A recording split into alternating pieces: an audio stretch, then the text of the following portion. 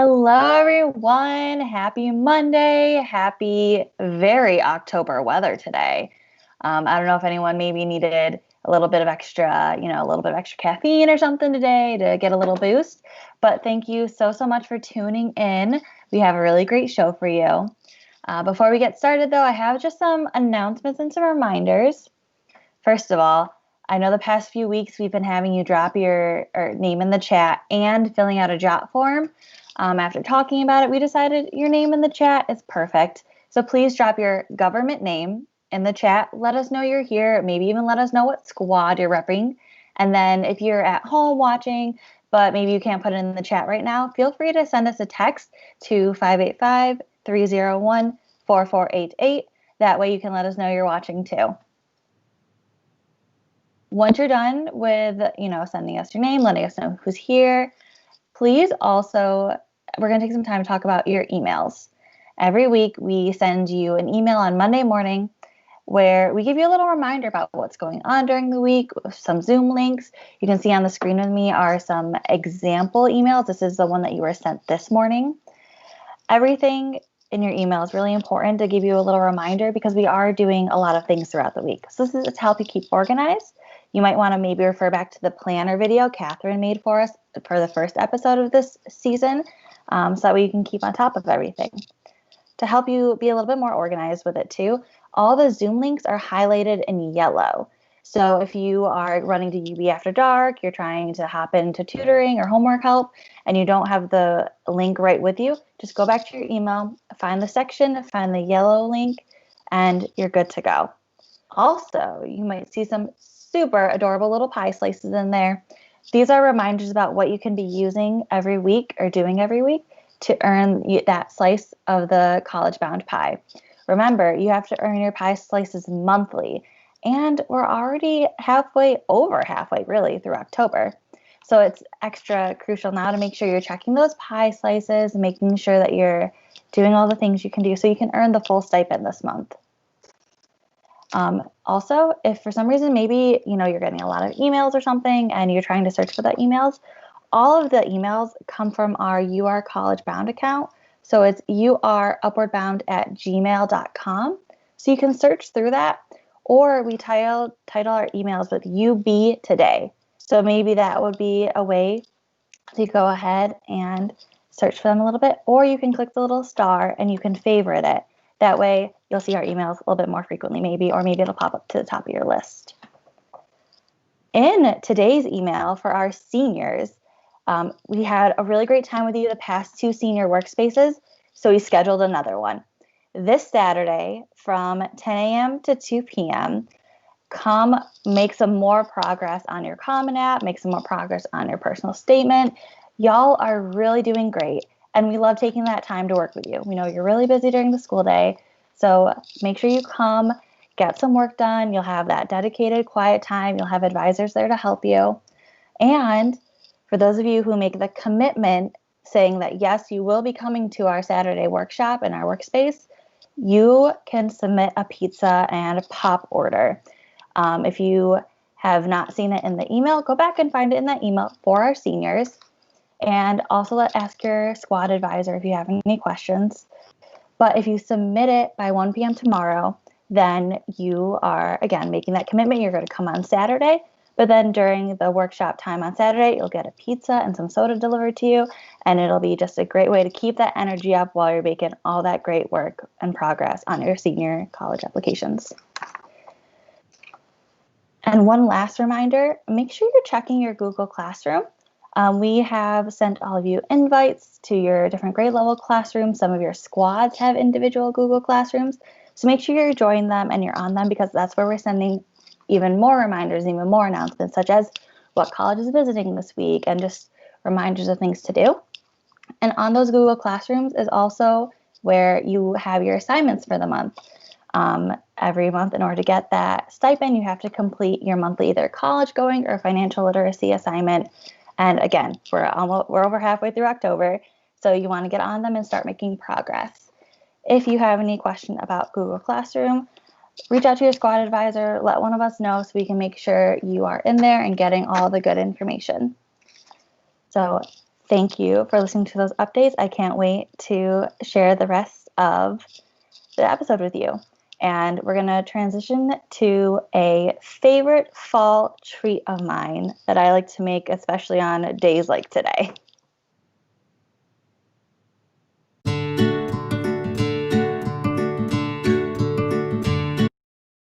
Hello everyone, and welcome to a little fall cooking tip. So I'm going to be using some apples. I have Ginger Gold apples here, and these are actually fresh apples that came from an apple orchard pretty close to my parents' house, which is exciting. But we're going to make baked apples, but a microwave version, so it's a little bit quicker. You don't have to worry about turning on the oven or anything. But we're going to take the apples. Like I said, I have Ginger Gold, and if you have like Honeycrisp or something a little bit firmer, that's great. Get some cinnamon. You don't really have to measure, you're just going to kind of feel what's right. And then sugar. I have a tablespoon and a half of sugar, which is a mixture of white sugar and brown sugar. You don't have to use that much. I'm just using that much because I have 3 apples I'm baking or microwaving. So you can always use less, and maybe if you don't have as much of a sweet tooth, you can also use less. And what we're going to do is just simply cut up the apples, combine everything, and put it in the microwave. So it's a pretty easy, quick fall treat. So our first step is to slice up the apples. Go ahead and chop them or cube them if you would prefer, but I think the slices cook a little bit better, especially when we're doing this version in the microwave. So slice them up and leave the peel on.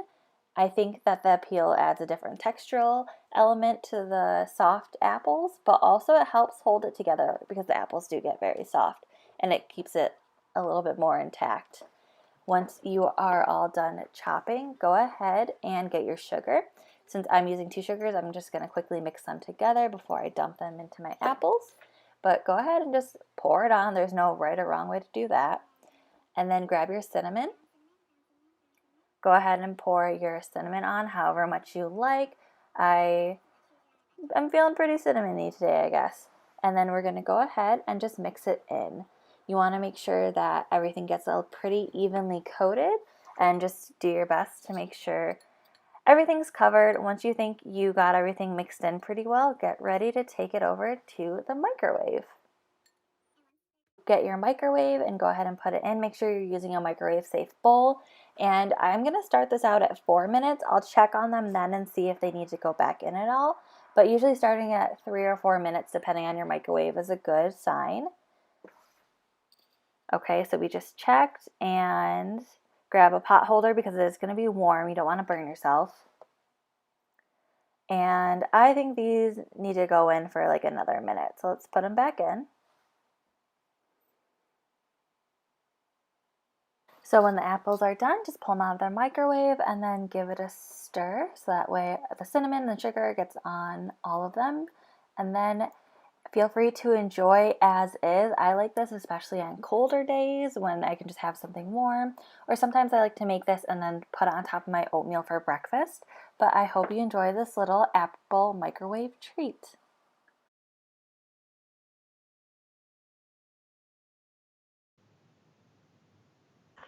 Thank you, Felicia, for sharing that wonderful, delicious, and simple recipe.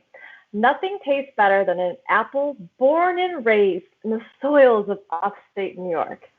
Here in New York State, apple growers harvest a whopping 29.5 million bushels of apples annually, making New York the second largest apple producing state in the country.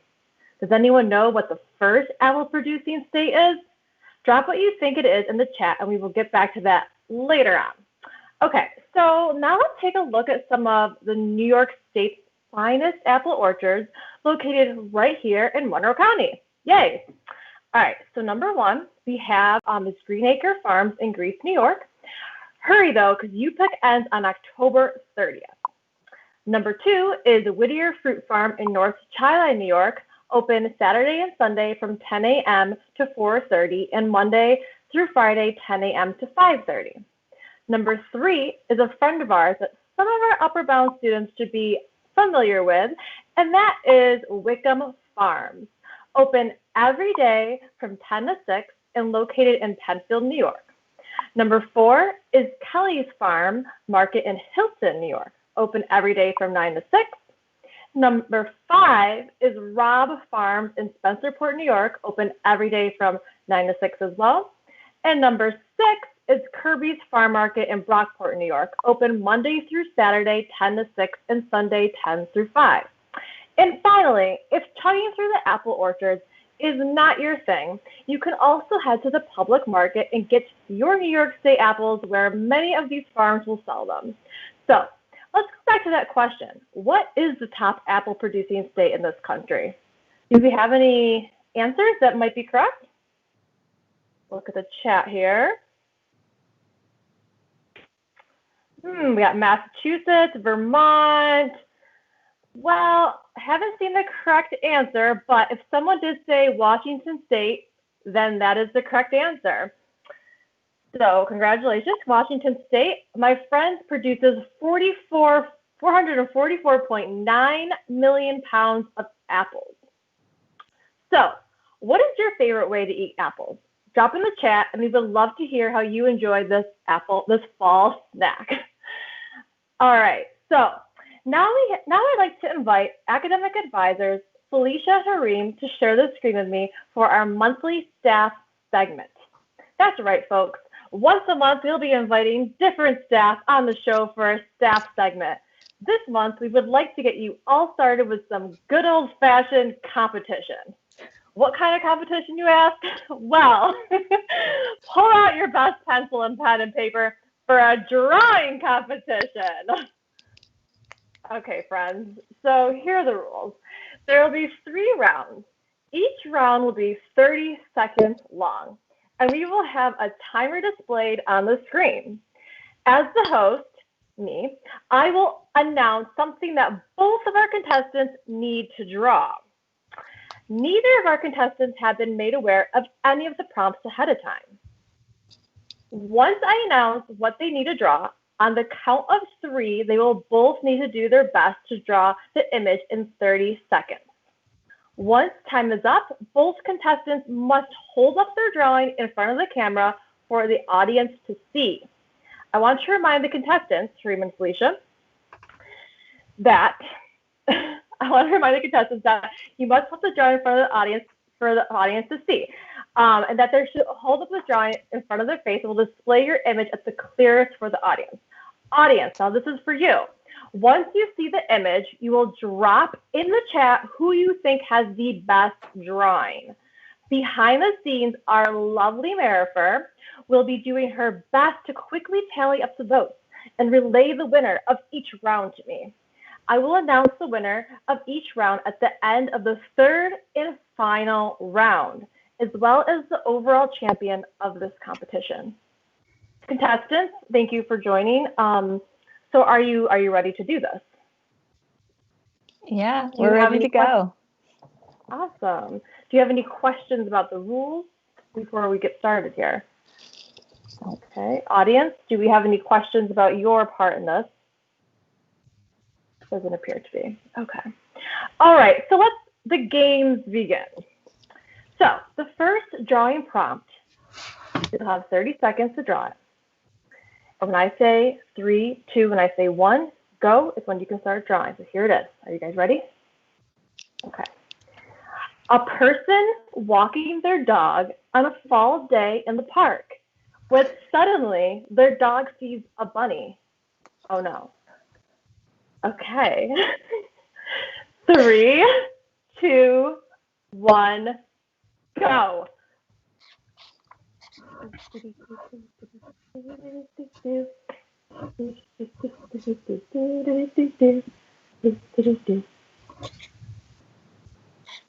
And Brady, you'll tell me when the time is up. Okay. Got 20 seconds.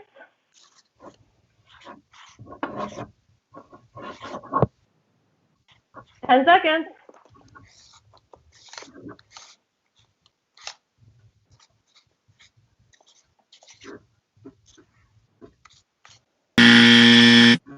Time.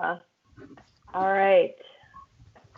Okay, folks, so let's display our drawing in front of the camera. Remember, position it in front of your face, and I'll tell you when it's focused so our audience can see. All right. Hareem, maybe go a little bit farther away so you can see the whole thing. Felicia, get a little bit closer. I think you have your blur background on, actually. Oh.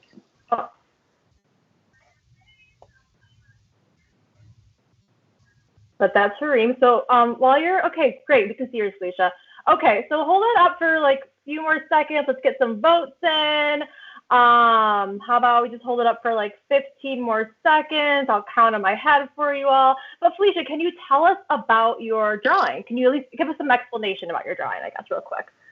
Yes. So over here is this adorable little bunny, and the dog is a little dog, like my little dog, and he's just freaking out because he saw a little bunny, and the owner is very frazzled because his dog is freaking out about the bunny.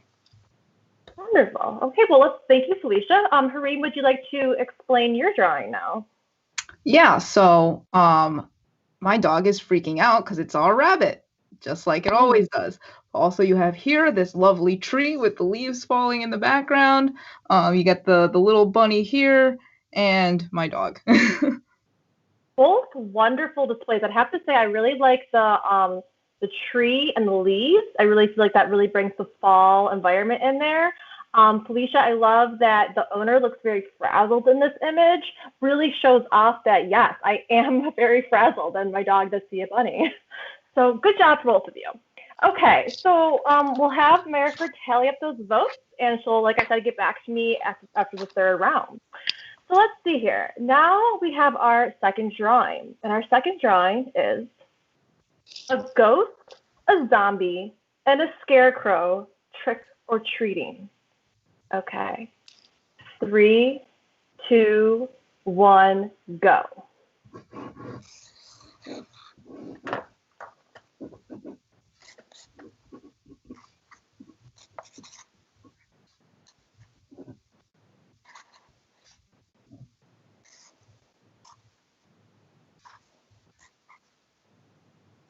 "15 seconds."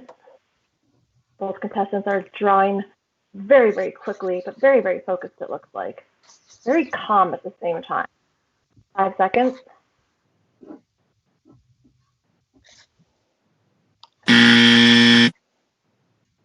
Time is up, my friends. Okay, let's display those wonderful drawings. Beautiful. I got some color in this one. Okay, Felicia, actually, Harry, let's start with you. Let's explain your drawing to us. If you could back your drawing up a little, actually, that's good, that's good. Okay, if you could explain your drawing to us. Here's a house with the jack-o'-lanterns in the front to show that it's Halloween and trick-or-treating. We've got a ghost, pretty obvious, a zombie, he's got X's for his eyes and his hands are out, and a scarecrow who also has X's, but he's got a little hat. Like, I know scarecrows wear hats, though. Yeah, no, that's beautiful. I think you guys are doing great jobs for the time constraint that you have here. Felicia, what about you? You added a little bit of color here, I see, but your color pencils out. Can you explain? So I have the ghost, and notice how the ghost has a little pumpkin that he's trick-or-treating with. He doesn't have to hold it, though, because he's a ghost, so he has magic spirit powers. And then we also have the zombie. The zombie nose is very, very thin, hasn't ate a lot of brains lately, so that's what he's kind of hoping to get on trick-or-treat night. But, maybe that won't happen. And he also has a little pumpkin to trick-or-treat with. The scarecrow got scared, ironically enough. So that's all I got to say. That's a beautiful narrative for your story. I really like that creativity that you brought into that element. So beautiful job from both of you. It seems like right now, we have a tie going on at the moment, but like I said, Marifer is tallying up our responses for this one. So our final drawing. Are we ready? Okay. Is a haunted house. You have 30 seconds. 3, 2, 1, go. And it's stop. Nina thinks that the drawings are adorable. Dusty said, excellent detail on the house. Armel said, hurry above and beyond with the house. 15 seconds.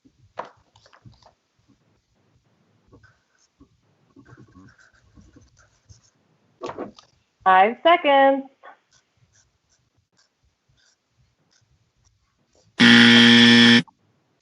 All right, time. This is your final time to vote. All right, guys, display those drawings and get those votes in so Marifer can get those tallies to me. Okay, let's see here. Beautiful. Okay, Felicia, I'll start with you. Let's explain your drawing for us. All right, so this is my haunted house. You can see over in this one corner, there is a spider web because it's very old and no one really goes in there. But you know something creepy happened because there's some blood dripping from the roof.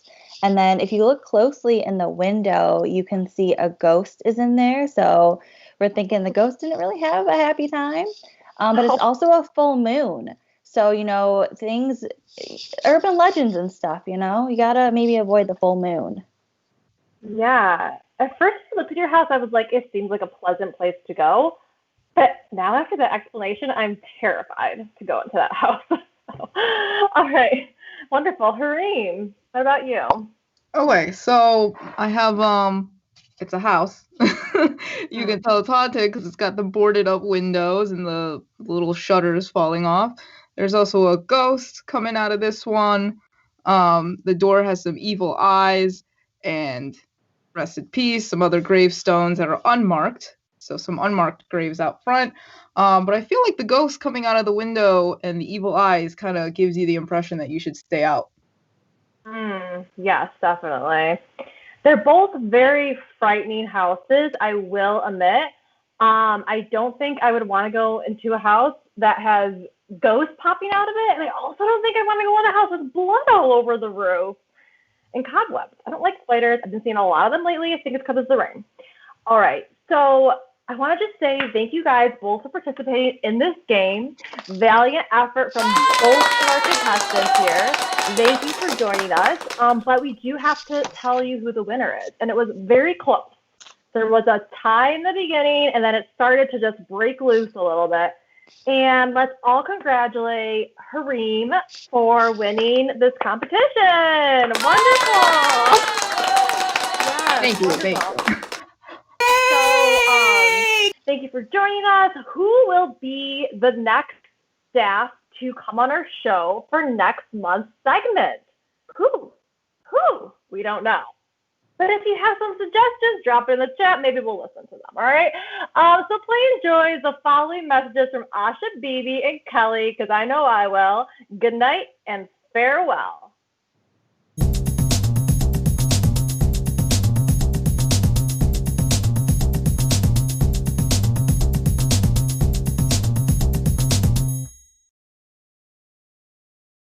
So when I sleep, I move around a lot, right? But last night, I accidentally knocked my pillow on the floor, and I think it might have a concussion. Okay. Hear me out. I think I invented a new word today. I think I'm going to call it plagiarism.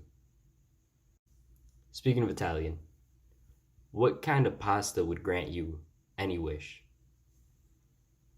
Fettuccine.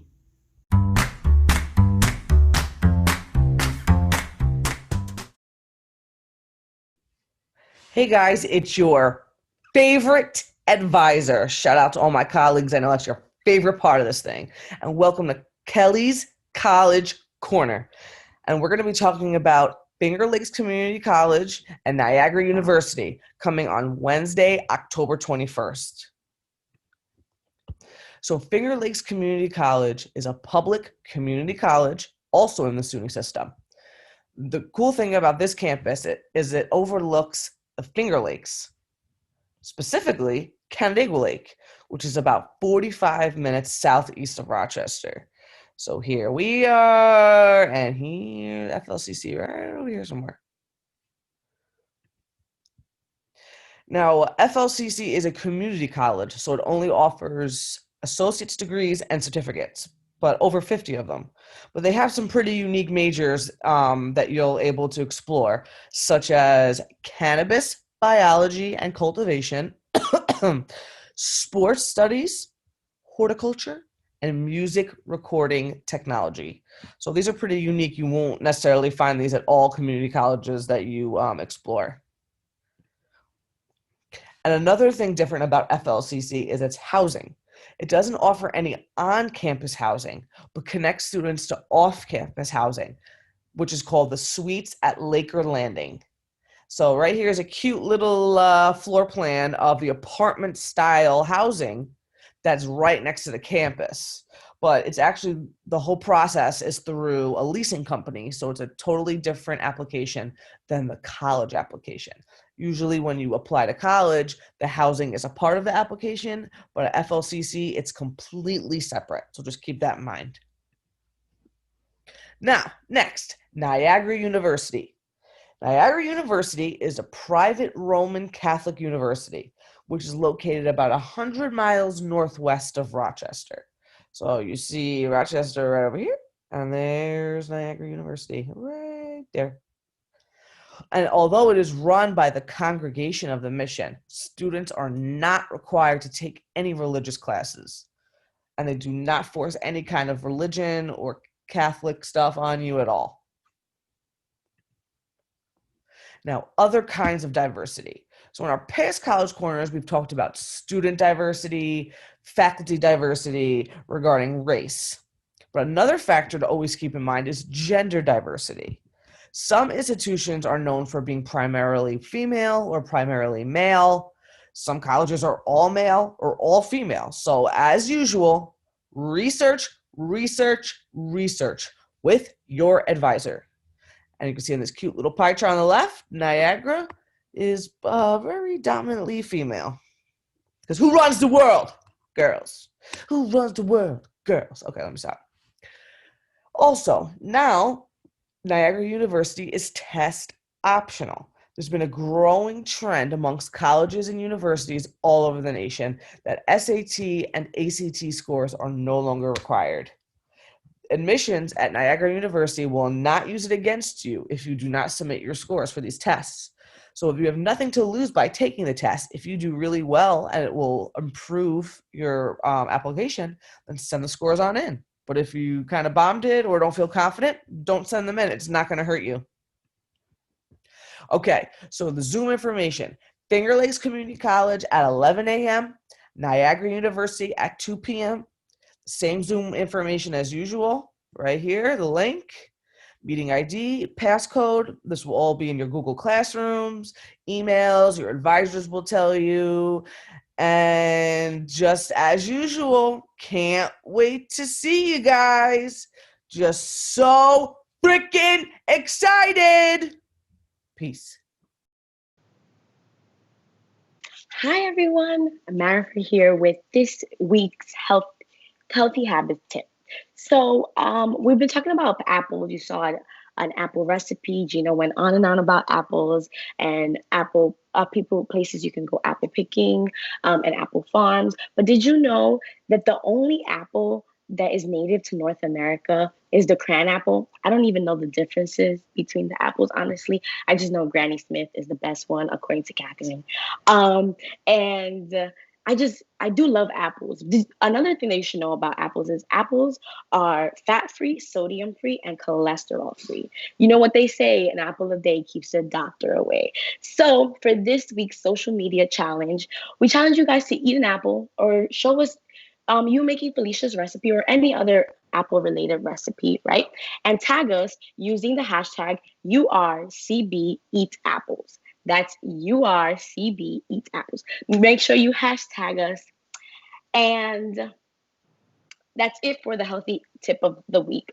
And for the closing, so a few reminders. Make sure you wrote your government name, first name and last name, in the chat for credit for watching live. And don't forget what Kelly said about the college visits, especially the seniors. You guys should be on that. Oh, and also to receive credit, you guys should, if you don't put in your name in the chat, you can also text us at the Google Voice number, and that number is 585-301-4488.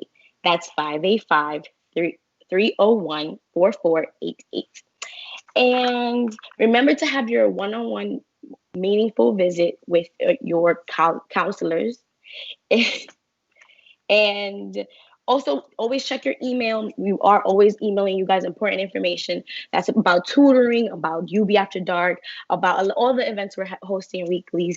So thank you guys, and make sure you stay on that email. Bye. See you next week.